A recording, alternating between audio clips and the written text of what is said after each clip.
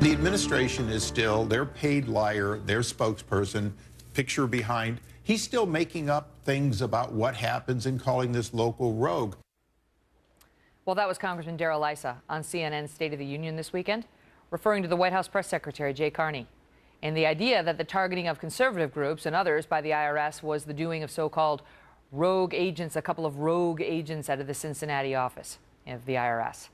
But Mr. Issa's not-so-subtle jab was met with a sharp response by a couple of the president's top advisors. Here is what, for example, David Plouffe had to say in his Twitter response to Mr. Issa's remarks. Quote, "Strong words from Mr. Grand Theft Auto and suspected arsonist / insurance swindler and loose ethically today." And the man who used to have Jay Carney's job, Robert Gibbs, went more or less the same route, attacking Mr. Issa and his credibility today.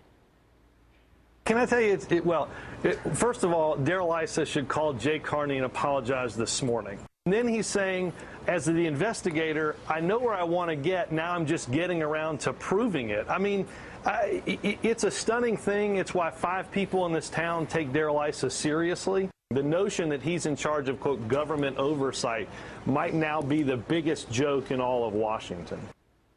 Joining me now, Brad Blakeman. He's former deputy assistant to President George W. Bush. And Dan Gerstein, who is president of Gotham Ghostwriters, join me now. So the odds of Issa calling up Jay Carney and apologizing to him for calling him a paid liar are, I think, pretty slim. They're pretty slim. But as far as we can tell, Carney never used the word rogue agents, a couple of rogue agents, in referring to who's responsible for the IRS scandal. He did, however, repeat the story that these are just matters involving the office in Cincinnati. And now, you know, it's not just today. We heard news last week as well that tie this scandal to Washington, to some in Washington. And that's really where the two men are at issue. But before we get to the substance of the dispute between them, this is getting really ugly now. Brad, I want to get your take on this. And, you know, to have the chairman of the Oversight Committee calling somebody a paid liar, Jay Carney a paid liar, and then to have David Plouffe, one of the president's most senior advisors, coming out and calling him a thief, a criminal? Your thoughts? I think it's now time for a special prosecutor. We need somebody independent between the executive branch and legislative branch. Things are really heating up, and I think if we had somebody come in who had no axe to grind to look at the facts as they exist. Look, I was a target of the IRS during 2009 to 2011 because I ran a successful 501c4. They came after me personally, and they came after our donors, even after we had ceased operating. So they attacked individuals for their political beliefs.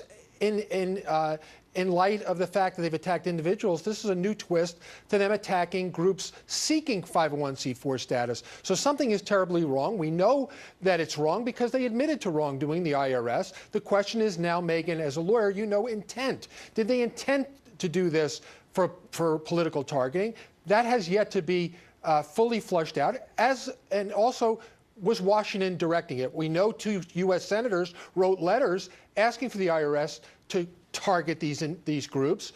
But how far beyond that did it go? Certainly, the president spoke out personally as president of the United States against 501c4s and suspected donors to 501c4s. So I think now let's get some fresh eyes, an independent special prosecutor in here, and let the chips fall where they may. But certainly something is terribly wrong at the IRS. Well, I think we can all agree on that. Something definitely went very wrong at the IRS, and whether it's still going on today, we'll see. I don't know that that question's been totally resolved. Dan, I want to ask you, though, about the substance, because Chairman Issa, you know, listen, a lot of people may share his views. With all due respect to Jay Carney, there are a lot of people who don't believe what the White House spokesperson says these days. But it is an entirely different matter to have the chairman of the Oversight Committee come out and specifically call him a, quote, paid liar. Your thoughts on that charge and then the response by David Plouffe? Well, I mean, I think it's kind of fitting today that they're holding a mental health conference in Washington at the White House because everyone in Washington seems to have lost their mind. This is just getting so out of control. What Chairman Issa said was beneath him and hurts his credibility, which already was in question. And then what David Plouffe did was beyond comprehension. It was petty and childish. And even worse, it cedes the high ground that the White House pretty much has in this back and forth. For a moment, they had it. I mean, you know, obviously the administration has taken a beating on the IRS scandal from both sides. But for a brief moment, they may have had that high ground and that they gave it away. I don't get it. And you know, the Republicans are fast turning the grand old party into the grassy knoll party. And to listen to Brad talk about a special prosecutor, you know, just brings up the same stuff with Benghazi, which is causing the American people to kind of go, what are you talking about? Look, wait, are you kidding me? 70% of the American people believe that there's a cover-up here. And want a special crosses prosecutor. all parties And want a special prosecutor. So how is it the Republicans are somehow doing something that the people themselves want? The fact of the matter is, Brad, you we want to need a engage in a special witch hunt? prosecutor. You want to engage in a witch hunt to attack but we the have a president who feigns that he's outraged and allows people to step down, resign, and instead of firing people for cause for their admission that they politically targeted people. Well, this president let me jump wants in. this Let me just to jump go in, away. Brad, because before I give it back to Dan, he fired the president can't fire everybody at the IRS. He can only fire the political appointees. So he fired, I call him Elliot Gold. He looks just like him.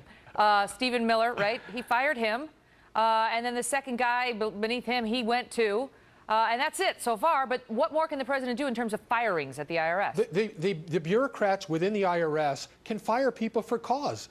Certainly. And then the burden is on them and to prove that they were fired unjustly. And the IRS has the burden to prove they were fired for cause. This idea that somehow a bureaucrat can continue to do wrongdoing or continue in their job after they've done wrongdoing is ridiculous. As a matter of law, they can be terminated.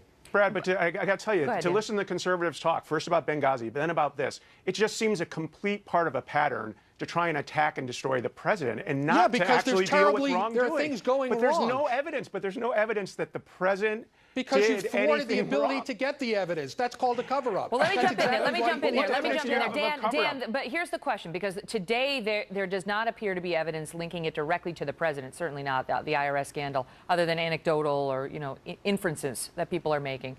But does that mean they shouldn't probe that angle? I mean, just because that's where we are today doesn't necessarily mean that's where we're going to be 60 days from now. Listen, what the IRS did was wrong, dumb, and unacceptable. And there should be accountability, and there is accountability. And I'm fine holding congressional hearings, but what the conservatives are doing now is just piling on and weaving these wild conspiracy theories. I mean, But unfortunately, Issa Bill didn't O'Reilly, say let me this finish. comes from President Obama. He said it comes from Washington headquarters, and he does have some proof of that. We just discussed it. But but okay, fine. Let's investigate how high it went up within the IRS. But that's to go with a special prosecutor. You're taking an elephant gun to shoot an ant.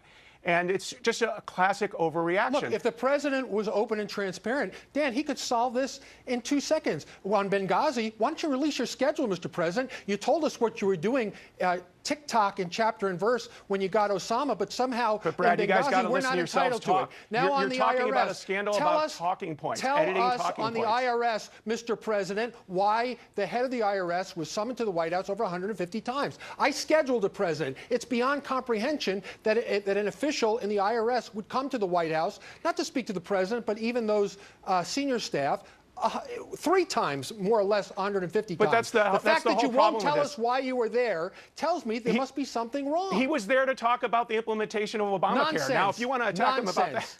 Well, Yeah, that well, then hasn't prove hasn't it. really been answered. I mean, he said he went there for the Easter egg roll among some other business. Well, I'm but sure there were plenty of snarky reasons for the head of the response IRS is to what do was. it. But that snarky response is what leads people to say there's more to this story. I don't feel like I'm getting the full truth. We'll see. We'll see as the days and weeks go on. Gentlemen, thank you both so much. Thanks, Megyn. Well, we are awaiting a new hearing about the IRS in just about an hour right here that may feature new questions about Lois Lerner, Sarah Ingram, and why both women are still on the payroll. You're paying their salaries when they both had big roles in the unit that admits targeting conservative groups. What's the deal? Ms. Ingram appears to have gotten a promotion, and old Lois was asked to step down and refused, so we still pay her.